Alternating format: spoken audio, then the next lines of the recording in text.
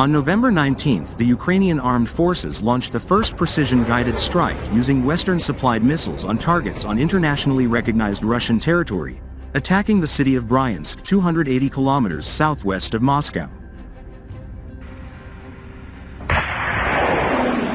The Russian Defense Ministry reported that 6 missiles were launched, and claimed that 5 were shot down and 1 was damaged.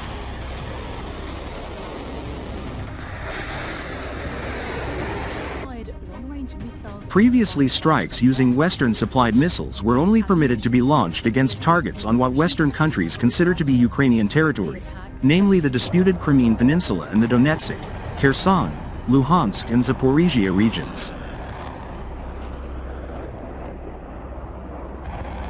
Ukraine has launched missile and drone strikes on internationally recognized Russian territory in the past, but only using its more limited arsenals of Soviet-built missiles, namely the OTR-21 Tochka, as well as using a range of drones.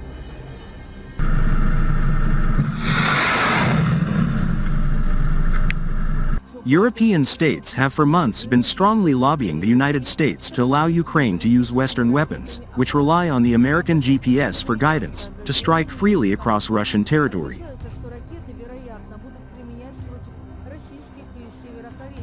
The Russian Foreign Ministry had previously stated that the country would perceive the launches of long-range missiles controlled by U.S. military experts as a qualitatively new phase of the war on the part of the West. While the full extent of Russia's response to this escalation remains uncertain, President Vladimir Putin on November 19 approved an updated nuclear doctrine for Russian Federation, which was widely seen as a response. The new doctrine significantly lowered Russia's threshold for use of nuclear weapons, and included the following provisions. 1. Aggression against Russia and its allies by a non-nuclear state with the support of a nuclear state would be considered a joint attack. 2. Russia can use nuclear weapons in the event of a critical threat to the sovereignty and territorial integrity of Russia or of Belarus. 3. The conditions for the use of nuclear weapons include the launch of ballistic missiles against Russia.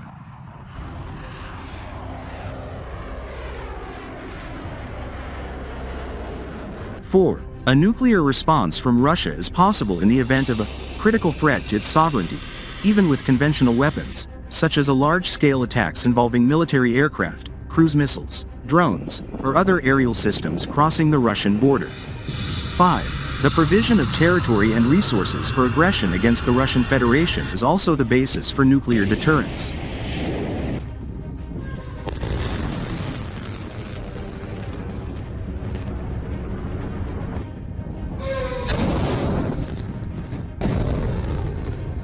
Despite several European states lobbying strongly for unrestricted attacks very deep into Russia, it is expected that the compromise reached with the United States would only allow for limited attacks focused on regions adjacent to Ukraine such as Kursk and Bryansk. Such strikes are unlikely to lead Russia to threaten a nuclear response, but have the potential to seriously disrupt supply lines and complicate Russia's defense posture, while also slowing down the rapid destruction of Ukrainian and allied Western forces in the Russian Kursk region.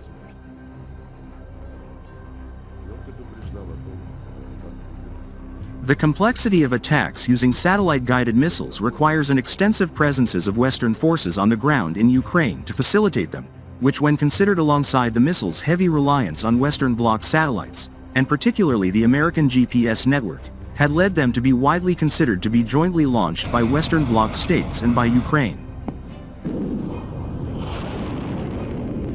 Ukraine's capacity to launch such attacks is expected to be expanded as European states escalate deliveries of cruise missiles to the country, including French Scalp cruise missiles for the Mirage 2000 fighters set to be delivered to the country, and possibly missiles that can be integrated onto Ukrainian F-16 fighters. The Biden administration was notably highly hesitant to provide Ukraine with F-16s, and only provided a green light for European states to supply their older F-16s after an extensive lobbying campaign by multiple European countries. Дело в том, что я уже об этом говорил, и любые эксперты это подтвердят, и у нас, и на Западе, наносить